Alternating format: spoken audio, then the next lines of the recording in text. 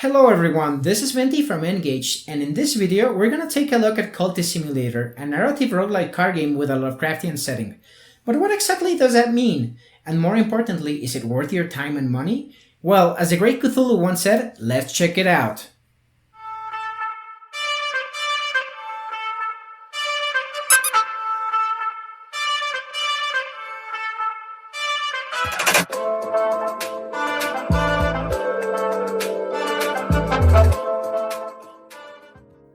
Okay, so what is Cultist Simulator?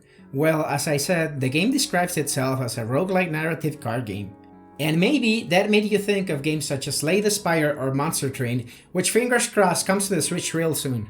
But let me tell you, this game is a completely different beast. Think of it more as one of those all choose your own adventure style of books, with the whole card game aspect being basically just its skin, while also serving as a method for you to tinker with its mechanics. The game's mechanics. Now here's where things get real interesting, as the game has no real tutorial, not even a clear goal at first. No, instead, the game encourages you to experiment and figure out its mechanics by trial and error. It basically just throws you into the wilderness and asks you to touch all the buttons and see what happens. Of course, at first you have no idea what to do, but eventually you'll start figuring things out, seeing what works and what doesn't, what to avoid and how to do it. I know I may sound super vague, and that's because I don't want to spoil anything. Since honestly, the feeling of discovery in this game is brilliant. Probably the best thing about it. Every run you make has you understanding the game and how it ticks just a little bit better, and just like in any good roguelite, getting a little bit further. But instead of getting upgrades, you are gaining knowledge each run. Speaking of, each run has you selecting a path which will define the background of your character and change your initial cards. You then proceed to develop your character by balancing good and bad cards through various actions. For instance, you need money in order to stay healthy, and to get money you might need to work, and to work you might need to spend a health or a reason card, which will represent the physical or the mental endeavors. Of course, it gets more complex than that, and much more weirder. You might pursue the search for forbidden knowledge or even establish a cult, summon otherworldly minions, perform eldritch rituals, your typical 9 to 5. And all through this card system, which has so many avenues. You will find out that some of the cards you thought of as completely detrimental can be used to gain an advantage. There are a bunch of emerging events which you will have to manage as well. The run ends when your character either dies or goes insane, or just maybe you can achieve one of those ever-elusive victories. Anyway, every new run has you starting over with a new character which can have a different path and starting setup. Now, one of the issues I have with the game is its pacing. Even though the events do shake things up, I believe it's missing some punch, since the pacing seems tied to your evolving understanding of the game, which tends to be slow and steady.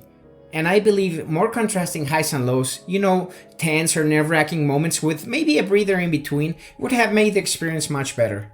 As for the controls, it does feature touch controls, and since this game was made with PC original in mind, this is definitely the best way to play. That's not to say that the gamepad controls are bad, it's just that the game is much more intuitive to handle with a touchscreen. Great feeling of discovery. Maybe could have used more impactful events. Intuitive touch controls. Gameplay scores a 7.5 out of 10. So the game takes place in a 1920s Lovecraftian setting, where you assume the role of a character which could have several different backgrounds. Now, this isn't a linear narrative, instead various opportunities and events will present themselves, and depending on how you choose to deal with them, they will shape your character story. Your actions, handling of events, and pretty much everything in this game is represented through cards, which they all have their unique pieces of lore, so there is a lot of text, but we'll get to that later. One really interesting thing about this game is how the lack of guidance or instructions kind of mirror the theme of meddling with the occult and strange forbidden magic. I think it's really cool. Now, as I said, at first there is no clear goal or objective. You sort of set that up yourself based on the opportunities presented and also your previous knowledge. The first few runs you will just be trying to survive and staying sane long enough for you to get more of a grasp of the game. However, on later runs you might have a clear objective from the beginning and can start to tailor your character accordingly. Now, one of the cooler aspects of the narrative is that every run you make has an impact in the overall world. You might interact with members of the cult founded by one of your previous characters, or even start playing with someone who was investigating your previous cultist. So I definitely recommend naming each one of your characters. Just like in XCOM, I name mine after my friends. And also, just like in XCOM, you can be certain they will all end up meeting terrible fates.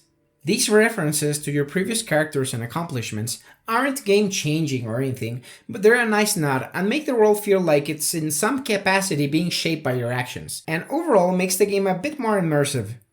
Great parallel of the occult theme and discovery mechanics, great legacy system where you feel that each character you played leaves a small imprint in the world.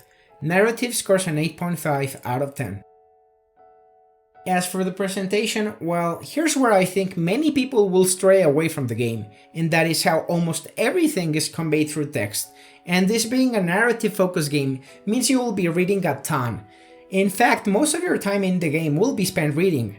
I think the game would have benefited a lot from having voice acting, or maybe even cutscenes or card animations. And the music, while good at setting the tone, could have been maybe more dynamic and changed to reflect the grim or dangerous events that might transpire.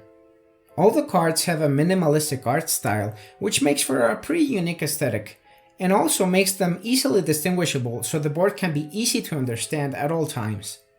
As for the performance, it's pretty good. I mean, it's not really a demanding game or anything. It did have occasional stutters when the game autosaves, but nothing too significant. I did, however, experience a couple of bugs in which the game wouldn't let me use cards in some particular events, but just scrolling back and forth between other events seemed to fix the issue. Nothing game-breaking, but rather minor annoyances here and there. Too much reading which might put off a lot of people, no voice acting and a lack of visual flair seems like a big missed opportunity, very distinctive minimalistic look. Presentation scores a 6 out of 10. The game is $20 US or your local equivalent, and it launched with a 30% discount.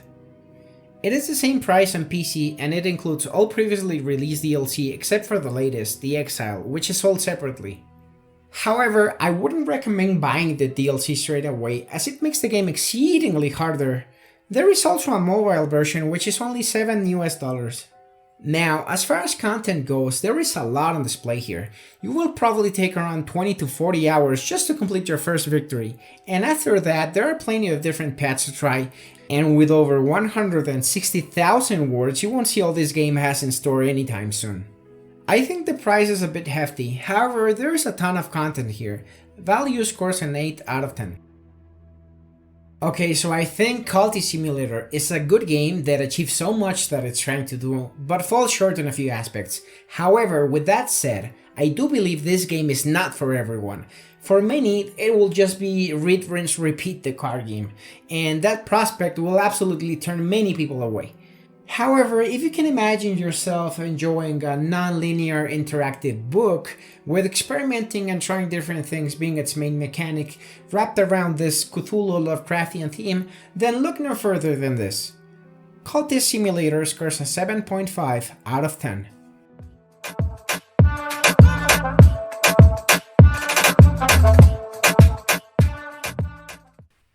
So that was my review of Cultist Simulator. Thank you very much for sticking until the very end, and please let me know down in the comments if you're planning on picking this up or maybe just waiting for a sale.